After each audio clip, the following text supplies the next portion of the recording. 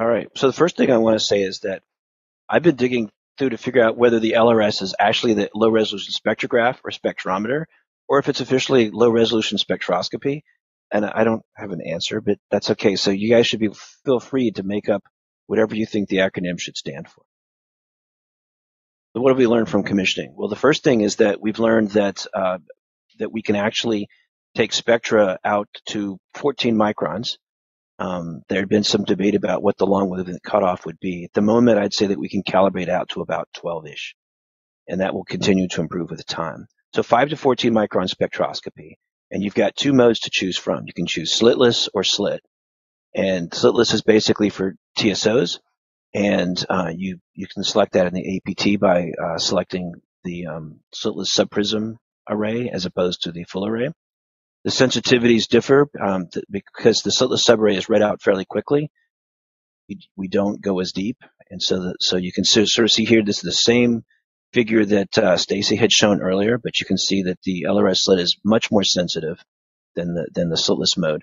Slitless actually overlaps in sensitivity to a good degree with the MRS, sort of taking advantage of that so that we can cross-calibrate between the modes. So a typical image from the LRS looks something like this over here on the left. The target acquisition region of interest for the LRS is over here in this nice yellow square. The slit is to the left, right over here. And this is what a typical spectrum would look like. There's a number of features to point out, or bugs. But the nicest feature is I really like this image. This is a log intensity. And you could see a lot of airy rings here, which I just think is really impressive. It's always fun doing this from space. And you can also see, though, that the cruciform pattern is quite distinct. In fact, it extends 130 pixels above the top of the, basically above the 5 or the 4.5 micron point in the spectrum. So wavelength calibration is still a work in progress, and that statement is more true for the slit. For slitless, we're in pretty good shape. But basically, this kind of shows you we're using a particular model, which actually works quite well. We had modified that model prior to launch and found that that wasn't as accurate as the original model. And so the residuals are over here on the right. This is for slitless, and this is a target that we've now observed with the MRS, which is also helpful for cross-calibration. So basically, we're good to about 15 nanometers in slitless across most of the wavelength range, and in the slit, it's 20 nanometers. The catch is that below 6 microns, we don't yet have good lines in calibration targets to actually confirm what the calibration is. The problem also is that the spectral resolution gets quite poor at that wavelength, so the lines really start to look like solid-state features. And as I said, also we haven't had as good of standards in the slit as in slitless, so we're still catching up there. But we have more data to work on now, and we should make some progress on that. Flux calibration is in pretty good shape. This is actually a test of that with commissioning data. On the left is the slit, so this is a standard star calibrated using a calibration based on BD plus 60, which is going to be I think our favorite web standard star across the board. On the right is the slitless mode, and you can see here that the spectrum of the star deviates from what we would expect it to be at the shorter wavelengths, and that is probably because of scattered light. But I'll point out the deviations are basically a problem below 5 microns. And in the slitless mode, the spectrum turns around, so we don't have a blocking filter like we do in the slit. And so the data below 5 microns should be pretty suspect anyway.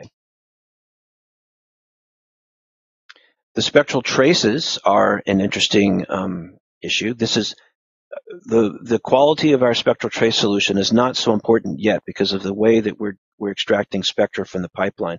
But as we move to more advanced techniques, this is going to become more important. The major takeaway here is that the trace in the slitless mode is measurably different from the trace in the slit. The other takeaway, and so we've accounted for that. We've separated the reference files for the wavelength solution, which includes the trace for slit and slitless. One thing that we have not done is accounted for the fact that there appears to be a change in the curvature of the trace with position across the slit. The changes are quite small and are certainly not important yet for the extraction algorithms that we're using. but at some point we're going to have to go back and reconsider that. The LRS slit transmission, this is actually the results of a commissioning observation where we scanned a star across the width of the slit in both of the nod positions. And this is kind of illustrative. You can look here at the bottom right plot, which basically gives you a cut of the slit throughput as a function of position at 3 different wavelengths. So what you can see is that box shape at 5 to 6 microns is because you can move the star around in the slit and not truncate any of the core of the PSF because it's nice and small at 5.5 microns. But at 11 to 12 microns, you can see the problem is quite the opposite. You never have the whole PSF in the slit. And so what this means is that the slit throughput is very much a function of how well you've managed to center your target in the slit. And so the moral of the story is that you are strongly encouraged to perform a target acquisition. Always. In fact, it's mandatory for the slitless mode. And we also encourage you to take a TA verification image. There's no reason not to. And that will give us more information as to where you wound up in the slit. And not only is that good for informing the throughput solution, but would also help us if you're offset in the dispersion direction, that you would be able to correct for a wavelength offset for that as well. The focus for the LRS is definitely using slitless to take time series observations. So the next handful of slides are all figures from Jeroen Bowman's paper, which is now in the archive. You can follow it here. So basically, this is the light curve, and the one of this object, which is L1689b, was chosen because the transmission spectrum is not exciting and not particularly scientifically interesting, so that we could focus on the basically instrumental issues. The one thing is that you'll see there's definitely a settling time as you move into a transit. I'm going to refer you to JDocs for the details about how long of an extra lead-in period you should add to all of your transit observations, but it does discuss that, and those numbers work pretty well. And so basically, this is that data set processed with 2 different reduction packages, Cascade and Eureka. And basically, so the top figure is the light curve before we've done any normalization. And then the second one is we've normalized the light curve, and down below shows you the residuals. Both of these give you fairly similar results. They're plotted differently, but the results are pretty similar. I will come back to this. This is basically the noise characteristics if anyone has any questions, but for the interest of time, I'm going to move on to the next slide, which shows you the final results, namely the unexciting transmission spectrum of this target, which is what we intended. And this gives you an idea of how good we're doing for a typical TSO. So basically the residuals here within 100 parts per million. The uncertainties, which are measured a little bit differently on the right, are actually down to 50 parts per million for a big part of the spectral range. So that's looking very good. And you'll notice that the 2 different reduction packages give you fairly similar results. They start to diverge a little bit, the long wavelength side. All right, so recommendations for observers based on what we've learned.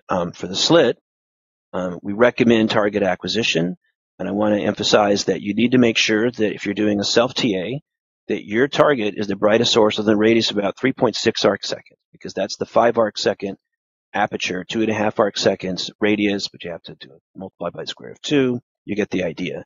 And you might want to give it a little bit better buffer than that in case you wind up starting not quite where you anticipated, that you don't have, some shoulder of some very bright object nearby that you're going to wind up peeking up on. And if you're doing an offset TA, now all of a sudden you really need to make sure that your coordinates for both the offset target and the science target are pretty much perfect, because any difference between those two, any error that gives you a difference between those two, is going to manifest itself in where you put yourself in the slit. The TA verification image, as I said, is recommended. For the slitless mode, these are mandatory. I'll skip the reasoning because I've already said that. And then I should also add that if you're in the slitless mode, we're now recommending dedicated backgrounds, because that does a much better job of solving for some of the gradients that we're seeing in people's data because of scattered light. And I just wanted to add a note that for the moment, we're doing a very simple extraction algorithm, which is we're basically integrating the data at a given wavelength element, which for the LRS, because the spectrum is dispersed up and down, would be, we're just integrating along a row, and it's a fairly wide aperture, which is why the details of the trace don't matter yet. But in the future, we're going to start moving to PSF-based extractions. Notice that we're trying to avoid the term optimal extraction because it could refer to PSF weighting or PSF fitting. Those are actually different algorithms. They each have their pros and their cons, and we are certainly exploring that here at the Institute, and I'm hoping that we can start to provide better extraction algorithms in the future. And for references, I've given you the Horn Papers Classic. That's actually signal-to-noise-based weighting, but it's pretty much the same. And then for PSF fitting, Vianney-Laboutier's paper from 2010 is probably the best description of that method. The one thing I'll say is a lot of people are already using PSF fitting or PSF weighting. Either one of those, it is up to you to ensure that you're normalizing your integration to ensure a proper flux calibration, because in a lot of cases, people don't understand why they're not getting the right flux calibration. That's because they are not normalizing their fit properly or their weighting.